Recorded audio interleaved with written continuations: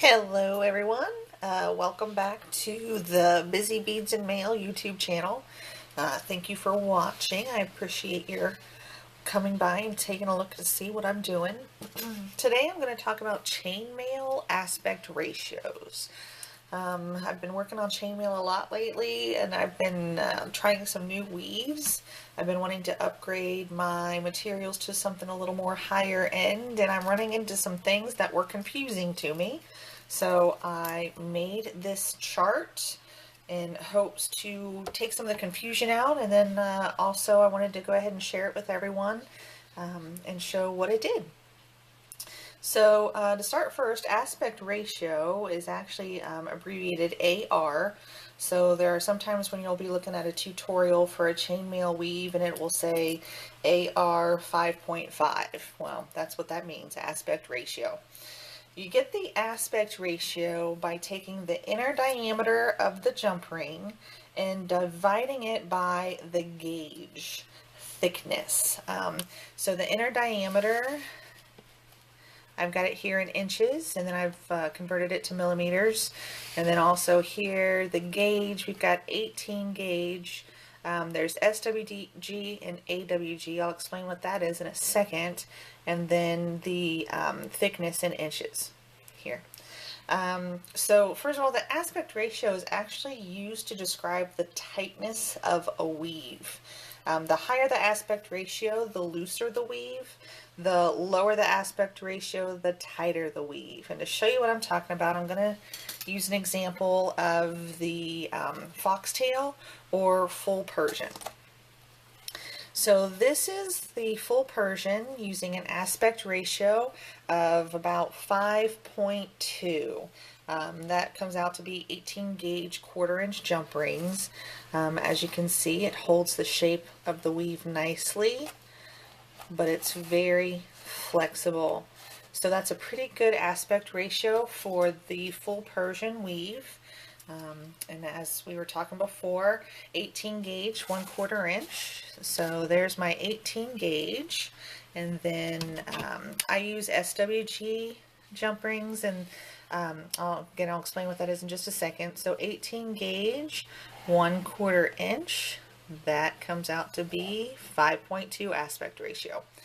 So just to show you how aspect ratio matters, I've also done the weave in a lower aspect ratio of about 4.6, which is the 18 gauge 7/32. And I think you can see it still shows the pattern nicely, but it is not flexible at all. It doesn't bend. It doesn't move. It just stays in a straight line, whereas that bends nicely. So that is a much tighter weave with the lower aspect ratio of 4.6. So this one was 5.2, this is 4.6. So now let's go to a higher aspect ratio. This is an aspect ratio 5.9. So 5.2 was the original, now it's 5.9. That's 18 gauge 9/32 jump rings. You can see it holds the shape of the pattern. You can tell what the pattern is, but it's very loose.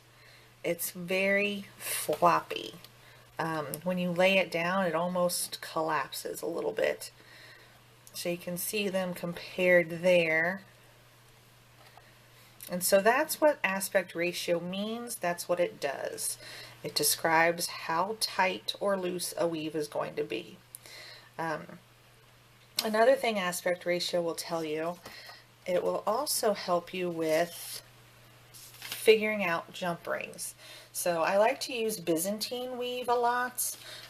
Usually I do it with 18 gauge 5/32 jump rings. So 18 gauge 5/32, 18 gauge, so about a 3.3. Well, I wanted to make a ring. I didn't want to make a bracelet, I wanted to make a ring. Well, it's hard to make a ring out of 5/32 inch jump rings because it's so large. But I know it has an aspect ratio of 3.3. So I went to the 20 gauge, and I've got 3.2 here, which is 7/64 inner diameter jump rings. much, much smaller. So aspect ratio 3.2, you can still see the Byzantine pattern, but it is small enough that when you roll it on, it's a much nicer look for a ring with the smaller jump rings. Same aspect ratio, just smaller jump rings. So that will help if you want to, if you make a certain weave in the suggested or recommended aspect ratio and it's just a little too bulky for you, you can take that aspect ratio, go to a different gauge or thickness jump ring, still get the same weave, but it's a little more delicate, a little smaller. So what I'm going to talk about now is this SWG and AWG. Okay, so SWG is actually, it stands for Standard Wire Gauge. It used to be called British Standard Wire Gauge. Also, it's been called Imperial Wire Gauge. Typically, SWG gauged wires are ones that are described as 18 to 1920 gauge SWG. They're going to be your ferrous metals, base metals, ones that contain iron. It's going to be aluminum, copper, jeweler's brass, bronze, stainless steel, etc. So that's usually the designation you're going to have for base metal jump rings. So when you go to the higher end materials, the non-ferrous metals, the ones that don't contain iron, sterling, gold, gold-filled, niobium, etc., they're going to be in what's called AWG, or American Wire Gauge. It's also sometimes called brown and sharp, so it'll be abbreviated B and S. And so that's what American Wire Gauge, and that's usually your precious metals and your base metals. Now, that being said, that's not always the case. Sometimes you'll go to a supplier, and just for simplicity's sake, they use all of their jump rings are in SWG, or all of them are in AWG. That's just for simplicity's sake. It doesn't have anything to say about the quality of their jump rings. If they're saying it's sterling silver, but it's 18 gauge SWG, that doesn't mean anything. That doesn't mean that they're saying that their sterling isn't really sterling. It's just literally the thickness of the wire meets the SWG. And it's also much easier just for sales purposes. I mean, if you have 18 gauge SWG and 50 diameters, and then you also have them in AWG, that just gets very confusing for purchasers, for customers. So sometimes it's just easier just to stick with one or the other. All right, so let's talk about inner diameter. So inner diameter, generally speaking, what I use are the inch designations, 1/8, 5/32, 3/16, etc. But you can also find them sometimes, it'll say millimeters, 2, 3.6 or 5, 4.0, that is 3.6, 4.0, 6.0, etc. So that's just the conversion. This is the conversion between the inches and the millimeters.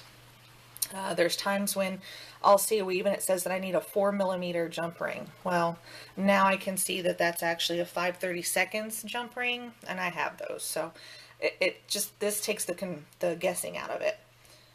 That's pretty much what this whole chart is. I developed it because, like I said, I wanted to use some higher end materials in my chainmail jewelry, and most of those I was running into were in AWG.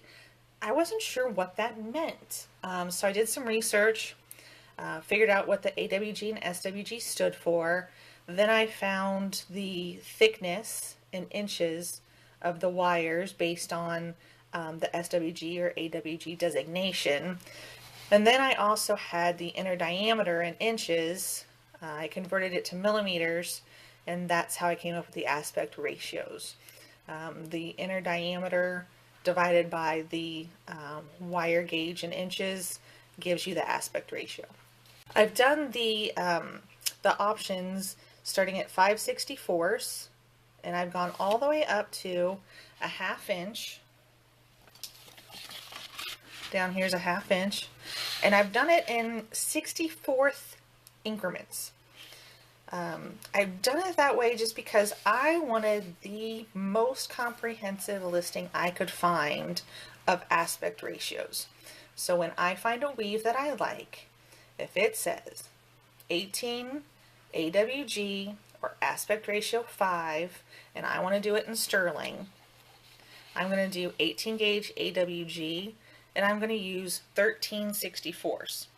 It's not a standard type size. Usually you're going to use 3/16 or 7/32.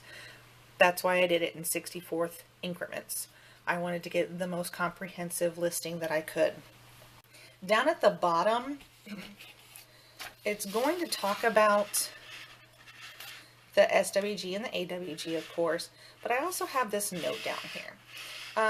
Basically what this note says is what I was saying earlier about the SWG and AWG. When you are buying jump rings, check closely to make sure what you're buying matches what you need. Don't just assume that if someone says 18 gauge is going to be SWG.